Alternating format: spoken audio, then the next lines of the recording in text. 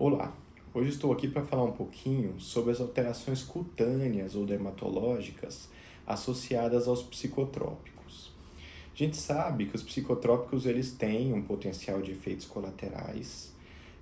Quando a pessoa assistir esse vídeo é muito importante ela saber que não é porque um fármaco tem um potencial de causar alterações cutâneas que ele vai causar alterações cutâneas. Então isso é importante porque alguns pacientes, por exemplo, leem que alguns medicamentos podem causar alteração do peso, e isso já faz com que eles não queiram utilizar um determinado psicofármaco, e isso é complicado porque os efeitos colaterais eles são muito variáveis entre os indivíduos, e o risco de um efeito colateral não significa que ele vai acontecer com certeza. Isso é uma probabilidade.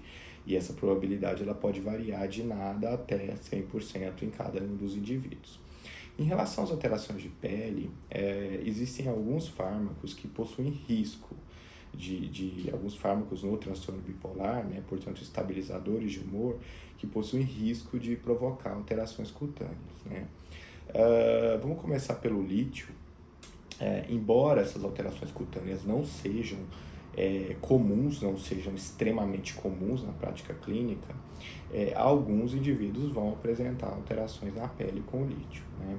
Então, as principais alterações de pele que o lítio pode causar, pele e fândalos, né? Então, não só pele, mas cabelo, tecido celular subcutâneo. Então, o lítio ele pode causar acne em alguns indivíduos, ele pode causar alteração na textura da pele, ou seja, deixar a pele áspera, parecendo que tem pequenos pontos ásperos na superfície da pele. Ele pode também ter um efeito, embora um pouco mais raro, bem mais raro, de provocar a queda de cabelo em alguns indivíduos.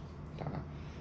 Em relação ao ácido valproico, o ácido valproico ele tem um potencial de poder provocar queda de cabelo em alguns indivíduos. Essa queda de cabelo ela não é hormonal, ela parece estar associada a uma redução em alguns minerais, como o zinco, o selênio e a biotina, em alguns indivíduos.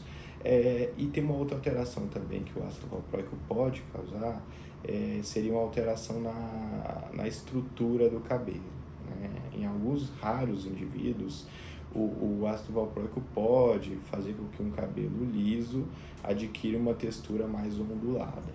Né? Como eu falei, é sempre importante tomar muito cuidado quando falar sobre isso, porque são efeitos colaterais que não são comuns, mas que alguns indivíduos podem apresentar, e a gente tem que saber para conseguir validar se esse efeito colateral está associado ao fármaco ou não. O ácido valproico ele também pode causar algumas alterações de placas na pele, né, de vermelhidão e placas descamativas em alguns indivíduos, e ele pode causar também edema no calcanhar bilateralmente dos indivíduos, né? O paciente que reclama que está sentindo um inchaço nos calcanhares e visível, né? Um aumento do volume dos calcanhares dos dois lados nos membros inferiores, né? Então essas são algumas alterações que podem estar associadas ao ácido valproico. A carbamazepina, ela tem um risco raro de dar alergia na pele, ou seja, rash cutâneo, e a lamotrigina é o fármaco, o estabilizador de humor, que tem mais risco de causar alergias na pele. No entanto, essas alergias associadas à lamotrigina, elas vão acontecer se a introdução do fármaco não seguir um determinado protocolo de introdução, que seria introduzir o medicamento a 25 miligramas por 2 semanas, depois aumentar ele para 50 miligramas por mais 2 semanas e só então aumentar ele para 100 miligramas. Quando esse protocolo é respeitado, esse risco de alergias, principalmente as alergias mais graves, como a síndrome de Stevens-Johnson e a necrólise epidérmica tóxica, ela cai a níveis extremamente baixos.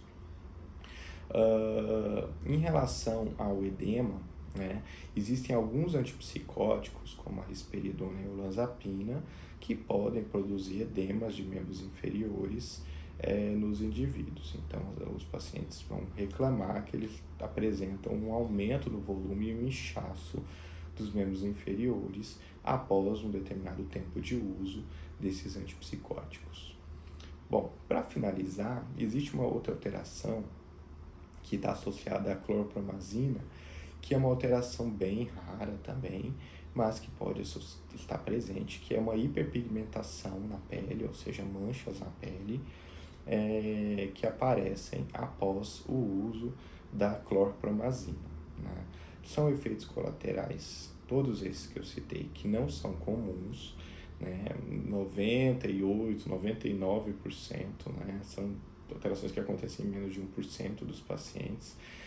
Então, 99% dos pacientes não vão apresentar esses efeitos colaterais. Isso não deve impedir o clínico de fazer o uso desses medicamentos, né? A gente vê, às vezes, uma resistência em uso de lamotrigina por conta do possível risco de rash cutâneo grave. Isso é um erro, porque é um medicamento extremamente benéfico para tratar a depressão bipolar e não é por isso que nós devemos deixar de usá-lo. Então, hoje nós falamos um pouquinho sobre os efeitos colaterais dermatológicos dos estabilizadores de humor e o quanto esses efeitos colaterais podem se apresentar na prática clínica.